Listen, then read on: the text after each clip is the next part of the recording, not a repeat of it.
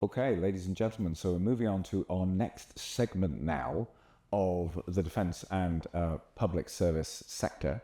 And I have up here with me my three erstwhile colleagues who I'll just ask to introduce themselves in a minute. They'll say a bit about their company, and then I'll ask some questions. I will ask for their input, and then afterwards we can have a quick discussion as you wish. So, Daniel, over to you. Yeah, you missed the champagne, so it's just in English. Oh, no. So, hey guys, I'm Daniel. I'm a German space engineer. In Germany, what happens, you automatically land in automotive, right? That also happened to me 10 years ago. But what brought me back to space was actually a historic inflection point. The space industry gets commercialized, right? And we see it now with the rockets of SpaceX. But what was in the past only done in governments and in intelligence and defense industry, we with Lively wanted to bring into the commercial industry. So we started 2018, and we had a focus on critical infrastructure. So everything like railways, power lines, pipelines. So linear infrastructure, which is covering large areas across the globe. And today we are top 3 company in this field, 130 people. And I think what's interesting for me was in 2022 when the war in the Ukraine started, right? Our innovation for the commercial industry is now very relevant also for defense. And actually, specifically in Europe, what we developed in the commercial industry is also out-innovated the defense industry. And that's typically the other way around, right? So I'm happy that you guys invited me, and we'll hand over to you. Cool, thanks. Hi, I'm Will Samson with Warner Groups. We represent companies that are selling into the defense and intelligence communities globally, but mostly focused on America and the American market. So we're also here representing Bray AI. Blaze makes a very interesting chip that's incredibly timely. It's called the graph streaming processor, and it does a brilliant job at inferencing data at the edge. So it's perfectly suited for computer vision, which is the primary use case of AI in the defense world these days. Ian, good afternoon. My name is Martyn. I'm a director at C5 Systems. We're a UK company, primarily focusing on hardware, very small form factor and size, weight and power. We have a solution which runs around about 10 to 15 watts of power, and it's easily distributed to the edge. We're working with the likes of Vantiq and Blaze to improve our AI capability at the edge, so we can give a much better product to our customers, or work with our customers to tailor what they want. So we predominantly look at military. We're also looking into the commercial sector and smart cities, stadiums, and such like as well. And that's where our compute really works quite nicely. Thank you. Okay, thank you very much. So, gentlemen, I'd like to really give you time to, I guess, get your thoughts in order. In terms of what do you think, what do you believe are the main challenges to the adoption of AI systems in perhaps your particular sectors, but perhaps more broadly? Please go ahead and reflect more broadly if you wish to. Daniel, could you start? Yeah, so I think like specifically in our industry, in Earth observation, we had the convergence of multiple things, right? So space technology is for commercial customers new, and AI is new, and data in general. So what we've seen is that we had to educate the market in the past years. And then when you really need to prove the value, and then also people have to talk about that it works and it's reliable, right? What in the past people did.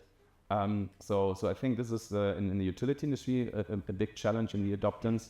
And then there is another thing which I see right now in the defense industry, which you guys in the US do better than we in Europe. The procurement system is broken for these kind of things, right? They think very traditional, like if you buy tanks, right? Way longer planning horizons, and you have this catalog of requirements.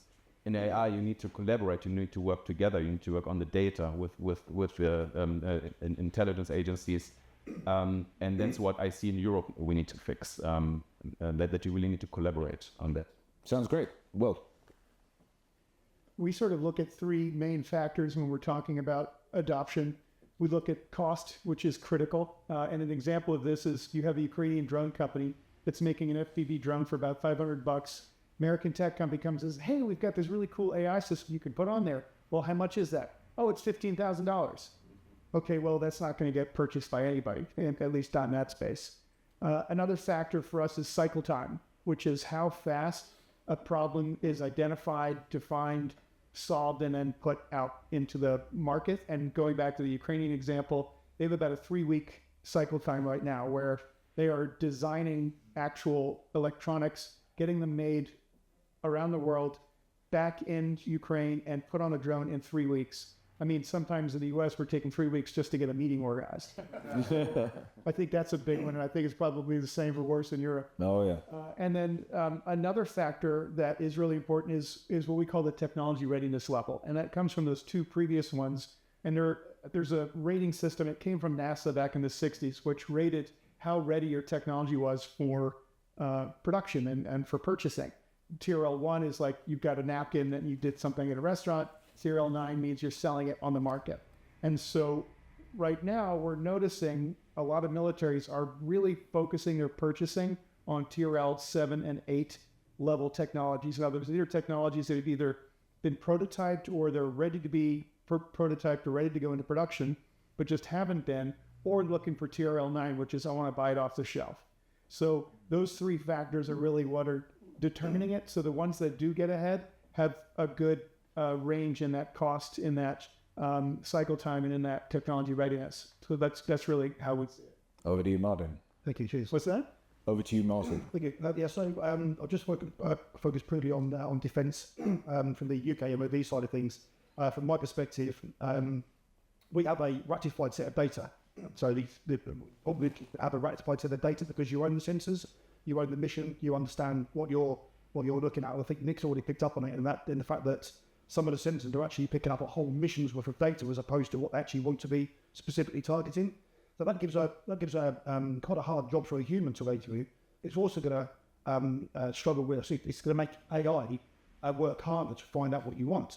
So what we've found in terms of introducing AI to the UK MOD is that they have to understand the importance of data. And we have a responsibility to AI to make sure the data going in is correct, ratified, right?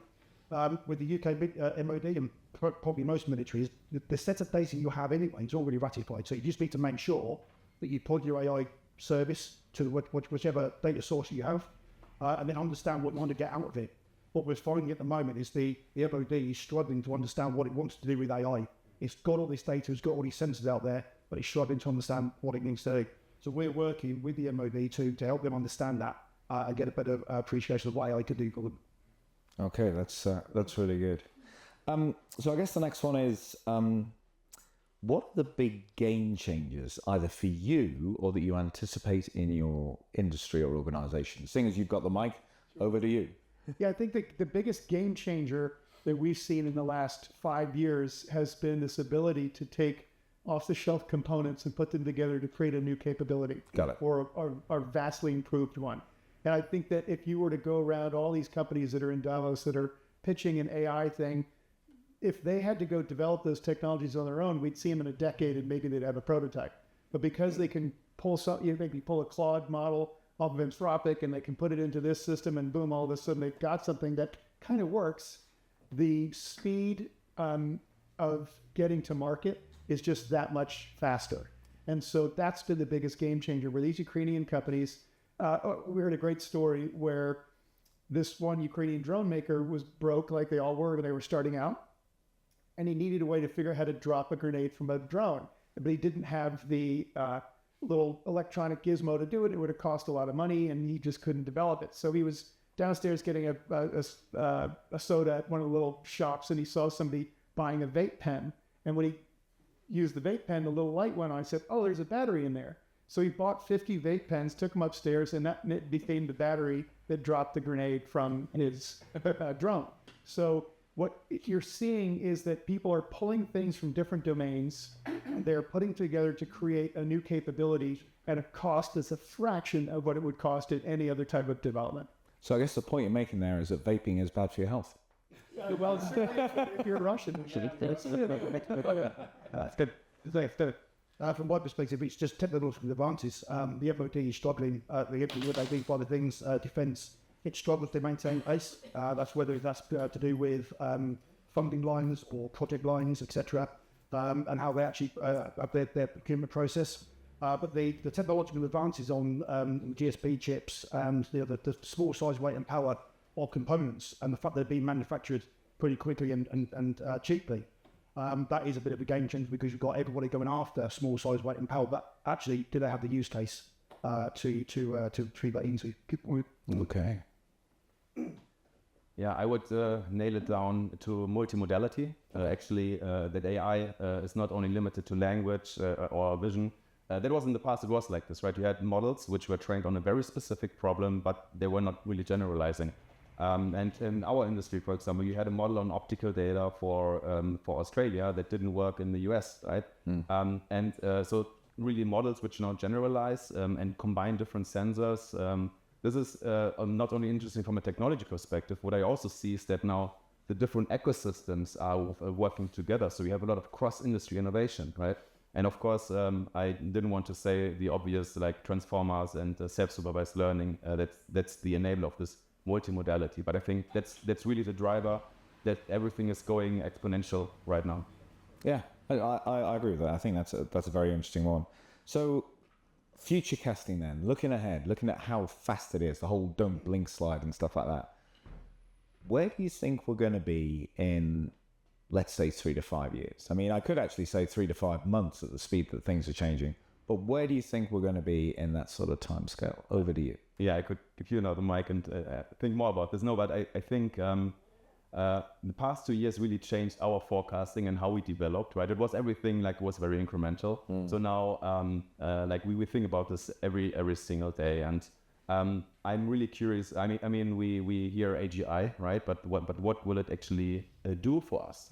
And I think how will it make decisions not only on an individual level, right? I mean, personal assistance, I think that's the obvious. That's not going to take 5 years. But how will it control systems? And how will it maybe not only recommend actions, but really do it? And I think in 3 to 5 years, we will have these things in place. Yeah, I think you're right. Yeah, I think, Nick, for us, it's how hot the war is that is the catalyst for change. When you think about World War II, going from my grandfather, for example, who was a horse cavalryman, to V2 rockets within a space of 5 years, ballistic missiles, pretty incredible. Excuse me. And so I think it depends on what's going on. So like with drone warfare, for example, we saw tremendous advancements from ISIS in Syria into Nagorno-Karabakh and then in Ukraine. And so we see those advancements happen exponentially if there's an action going on. And then the second factor, I would say, that is going to make the real difference in 3 to 5 years is, can the bigger militaries, the world powers of China, Russia, United States in particular, can they take off-the-shelf components and create new capabilities themselves, or are they always going to rely on the private sector? Yeah. From my perspective, it all depends on the appetite and the funding available. So governments, for instance, your 2025 is the year of AI. It's going to go obviously beyond that. So governments are going to be probably behind the drag curve. It all depends on their appetite and the funding they have available. In terms of where I think AI is going to be in 3 years' time, if we look at the electric vehicle example, where governments and countries are going hard over to electric vehicles by 2030, they're missing that target already. So, and again, I think from an AI perspective, depending on the investment that's available, but also what drives the use of AI. So you could talk about world events, so the LA fires or the floods, etc. There may well be another catastrophic event that happens to the world that actually dictates we need to use AI. Okay, that sounds great. I guess the next one we'd like to get into is a bit of positives and negatives. So it'd be interesting to know, Daniel, what you think, whether it's in your sector or your company or more generally, the main positive advantages around AI for you, and perhaps also something that you think is very negative about it or is a risk around it. I mean, the positive things is I'm not that negative that we are going to lose our jobs. I think the job's going to completely change, and we will actually be able to reach a lot of prosperity with AI, right, through AI, solving the main problems of society right now, right? Because there are so many complex patterns going on which we need to understand, but our brain is not made for this. Yeah. But now if you build like a compute center for 500 billion, I think we can do like really solve the big problem. The challenge I see right now is, I mean, there will be a bubble because everyone is doing AI right now, and a lot of companies going to burst. But I think that's the natural cycle. Yeah. And if I think leaders in companies, enterprises, startups, they really need to understand the technology, because you need to position yourself very well. You also need to understand what is your strength, what kind of unique data sets do you have. Otherwise, you will just gonna burn a lot of money. And I see this that specifically then on the reliability of the AI. Like if companies don't really know what they do, the AI is not that performant as yours. How do you benchmark that? That's probably the biggest question I have. How can who can validate which AI system is better? It's very, very challenging, but that's something we think a lot about ourselves, because we think we do high quality and Yes, very good. So when you ask that question, do you mean more sort of us personally, or are we saying it's for the industry? Well, it's kind of up to what you're comfy with. If you have a very strong feeling personally, then go ahead and announce So I'll it. give you two then. Go on. As personal, which is I absolutely love traveling for work. I love going out and meeting people. Being in Davos, this is an absolute treat. But doing the expense report and getting my expense reimbursement from my clients or whatever is an absolute nightmare. Zero AI has touched that so far. I mean, some companies say, oh, well, we can read your receipt. Like, well, I don't get receipts anymore. They use electronic. So what are you going to do? Go into my bank, get that, and know which client to... It's just not even close. And so I haven't yet seen AI affect my personal life, except for maybe Perplexity, in terms of my day-to-day living. I'm looking forward to that coming in. For the defense side, what is really exciting is the profusion of really interesting companies that are making AI accelerators. These are the chips that make AI possible. We all look at NVIDIA, but there are a ton of others. And so Blaze just went public. They are creating a whole ecosystem of chips and software that do a really good job with computer vision, which is exactly what we need in the defense space for a camera to be able to identify an object and observe it and make some sort of recommendation to the user is a huge win. And so the profusion of those companies that are actually making the hardware is a really exciting thing for us. So we're looking forward to seeing more of that. That's cool. That's right. From a personal perspective, AI is driving me nuts because as a parent, I can't teach my kids anything. My 19-year-old son's car breaks down. He's got a noise that's knocking around in the car as he's driving. He's phoning up and saying, you can have a look at it when I get back. And by the time he's got back, he's already worked out what the problem is and tried to do it himself, which causes more problems than it causes. He's got to pay for it. But in terms of the development of AI from a hardware manufacturer perspective, we have to maintain pace with the AI developers and the software developers, because otherwise our hardware is not going to maintain pace. We're not going to be able to deliver small size, weight and power solutions to our customers for smart cities, for smart stadiums, to military customers, etc. And also we're not going to be able to work better with work well with our customers and interact with our customers to understand their use cases. If we understand the use case from a software and AI perspective, then we can tailor our hardware to meet the minimal power requirements that they're after in the likes of smart cities and smart stadiums. That's great. So, ladies and gentlemen, I think we've probably got ourselves to a situation where we've got quite a lot of information out there now. So, what questions might you have for us? Yes, please. So, in the latest war, big war, Russia-Ukraine war, we have seen that the firepower is enormous. Even the West did not supply the necessary firepower to the Ukraine. It is expected between 600,000 to 800,000. So even the Ukraine army is not a very strong army in front of Russia. They are capable to stop them. But the point that the casualties is so high in a normal condition, a big scale of war in a serious countries fighting. So there will be a big backlash from the public. I think there are too much casualties. So that's why what I see the visual of the war is a completely exactly what you are talking about, guys. Robotics, AI, and electronic warfare. There are some good use cases you mentioned as the Karabakh War. With electronic warfare and the Turkish army is completely blinded to Armenian sides. In 23 hours, everything is finished. In latest incursion of the Syrian government is overthrown, they blinded all the Iranian and Syrian army. And of course, if you are army, if you are completely blind, you don't know how many soldiers are coming. Even the number of the units attacking the Syrian army is much lower. They start to escape. So we see added power of tactical warfare. And third one is Libya. In Libya, Turkey taking a side of the United Nations recognized government. Russia is taking side of the rebellion side. There was a very big fight. And the Turkish army has lost around 5-6 strong connection. But then they all get back. Then in the meantime, AI works well, eliminate all the targets they have recorded. That was a very impressive situation of your use case that you are talking about.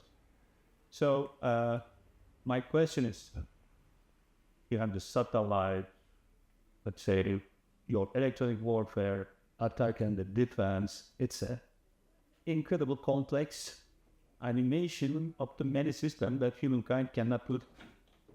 Obviously, AI is going to do that. So how do you, let's say, ensure the cyber security in the age that quantum computing, with everybody is developing, cracking any kind of, let's say, password in the future? So what is the limit of this technology to orchestrate it as safe side? So if I start off and then I'll hand over to my colleagues, I guess the point I would make is you're quite right. This is a massive conflict, and we live in an age of constant competition. So conflict occurs both in peacetime, so it's like a serious competition between nations in peacetime, and then you have the horrors of full-on war. And nations have always had a technological competition. So if you go and you look at, say, the Germans developing bombers in the Second World War, the British developing radar, and then the Germans block the radar, so the British come up with a different type of radar, and so it goes on. So you get this like helical conflict of each nation trying to outperform the other technically to get the upper hand. And very often it's something like the Enigma machine, for example, in the Second World War again, where the British caught an Enigma machine off the Germans and were able to read the Germans' signals. And so the Germans would then make them more secret, and then the British would design the first computer during incident, blah, blah, blah, and so it goes on. So you have that competition. So how does that manifest itself in some of the things that I've just talked about? So it manifests itself a bit like this. You have a system that has an open architecture into which you can put numerous new technologies, so numerous artificial intelligence systems, sensing systems, whatever you want to put in there, to improve its performance and improve its performance. The thing we said earlier on about being a low-code, no-code platform like Vantiq, so that you can write your code really quickly to produce a more effective EW system or burn wormholes, as you call them, in the adversary EW system. And then being in a position to adapt those two things together, you have literally agile development, which is happening on both sides of the competition as the enemy increases its capability and then the friendly side increases its capability. And so you carry on in this technical competition throughout an entire war and then afterwards. But one of the views around artificial intelligence, because it develops so quick, is you produce a thing called the theory of winning. So instead of doing this, one side has the technology and the money and decides to do that. And it just goes and does something completely different. So, sorry, I'm an automotive senior automotive executive, so I work a lot in the connected car. Yeah. And I'm still crippled not be able to connect the art app with the car maker and the dealer. Yeah. We are always fucked up over and over again. Yeah. So how are you going to do that? How are we going to do what? How are you going to do this connection? Orchestration is a really interesting technological. You mean in the communication between different, let's say, system. Okay. So I mean, this is a very big orchestration. In the past, the soldier, they are specialized on their area, and everything works in a standards. So everybody has a role, and then all the war with scenario playing first. So now You are talking about the completely electronized system. So Yeah. And so challenge is to communicate and to talk each other. you're right. And both sides are doing, it's a competition. So both sides are doing the same thing to each other. Both sides are fucking up each other's Teslas, right? And then somebody manages to move a little bit of Tesla here. And so it goes on. So instead of having this big dome of perfect communications, you just have little small areas where you can get the upper hand to communicate and operate. And that's what we're seeing in Ukraine. And should we ever find ourselves, in a larger conflict, it will be even more complex. And the idea of a perfect dome where everything communicates and functions together is an illusion now. Doesn't exist. Does anybody have any other comments that might help with that? I think the point about Vantiq here is the data fabric concept. David is really good about explaining. David Sprint is on the team, so Vantiq actually. He really explained to me sort of the fundamentals of Vantiq, and I think the piece that I took away from it was this concept of data fabric, which is where all of the different domains and different communications methods and devices are connected in, and that you have a system that's intelligent enough to realize that, okay, that's a 5G signal, that's coming from an Ethernet cable, whatever, it doesn't matter anymore.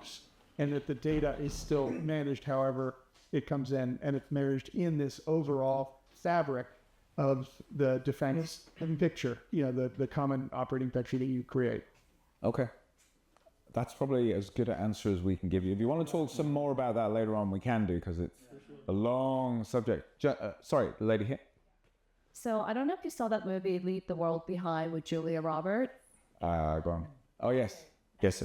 And what happens is that the U.S. satellites are hacked in, and then it causes chaos and civil war within the... And I was just wondering what your thoughts are on that and the possibility of something like that. I hear what you're saying about moving the satellites around, through AI when something's coming towards it, but how about also possibility of hacking into this? So I think that's a great thing to build up there, and I think we need to get Julia Roberts in here to answer for herself. But all right, Produced by the Obamas, and that's what scares me. yeah. So the thing I would say to you, you make a really good point, right? Because one of the things that washes up with us a lot is called multi-domain operations or multi-domain integration. If there's any American people in the room, then that's called JADC2, which is Joint All Domain Command and Control. So many abbreviations. But what multi-domain operations is being able to switch off people's satellites, airplanes, communications, tanks, guns, ships, water supply, mobile phones, There you go. And whilst it's you can have nightmares about that. I mean, I have nightmares about that. Be under no illusion that the other side, this side or a third entity, is doing the same to the other two.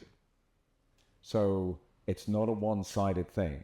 So whatever's happening to Julia is probably happening in the adversary state or the adversary alliance as well, when our side's doing it to their side. And it comes exactly back to this gentleman's point, where there is a competition to see who is best technically to make that little bit work so that you get the upper hand.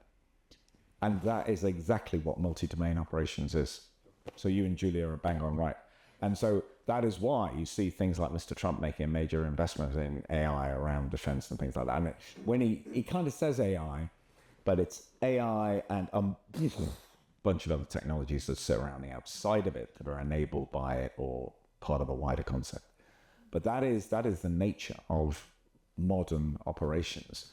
And just one of the things I'd say here is the horrific events we're seeing in Ukraine at the moment is to some extent because a lot of the tactics there that are being used, unfortunately, are almost First World War tactics where men and women are bravely fighting in trenches while some of the world's most advanced technologies are battling at 5,000 feet over here. There is a thing called the Western way of war, which is what you just said. The bad guys don't switch off their stuff, don't do that, try and protect your stuff, and less horrific things happen in muddy holes. Anything else, sir? Yeah, I would like to add one perspective. Of course, the cyber attacks to satellites is one thing. What I'm personally or what I think is even more relevant is the physical attacks to satellites. What you also mentioned at the very beginning. I was at a symposium for space security just a few weeks ago, and what happens right now in orbit is really what you would imagine in science fiction, like bodyguard satellites protecting the big like the more important infrastructure physically. They are next to it. They could avoid an attack. They have offensive capabilities, right? So I think this on the one hand side, it's a bit crazy to think like this, right? But it's the reality, and this also prevents the attacks, right? It's very expensive, etc. And then it's also you also build up a lot of redundancy, right? That's I think also very important. And we have seen it when satellites fail, right? We had, for example, there was a German radar satellite, or actually two not working. Now they go to the commercial companies, right, for the redundancy, and I think that's also gonna give us more resilience. Yeah. Any more from you? One piece of this that obviously is mooted by the satellites turning off, which is that even if you have an amazing military and you are great strategically and tactically on the battlefield, if you lose the information operations side of the game, you probably lose the war. And the point is that public opinion is so easily swayed. Yeah. I think Russian propaganda has been hugely effective in the United States, and it's a real problem. And that sort of precipitated the TikTok effort to cancel to ban TikTok and those sorts of things, because it's a vector for Chinese and Russian propaganda. And so that is the piece that when you think about communications and you think about all that stuff that we have, if you don't get your information operations right, you don't understand where all these conspiracy theories are coming from and how they're spreading and that sort of thing, you've got a problem, because a lot of the adversaries that we deal with have closed societies in a sense. They have censorship and other things like that. It's harder to influence that society from the outside than it is for our society, which is an open society, to be influenced from the outside. So we have to recognize that in that game and have a really good information operations game. At the same time, we have a good battlefield technological situation. And also the goal of this is to create such a strong military system that you deter the other side from even thinking about getting into combat. Your goal is to avoid bloodshed. And so you have to have that good information operations game. At the same time, you have good deterrence capabilities. Okay.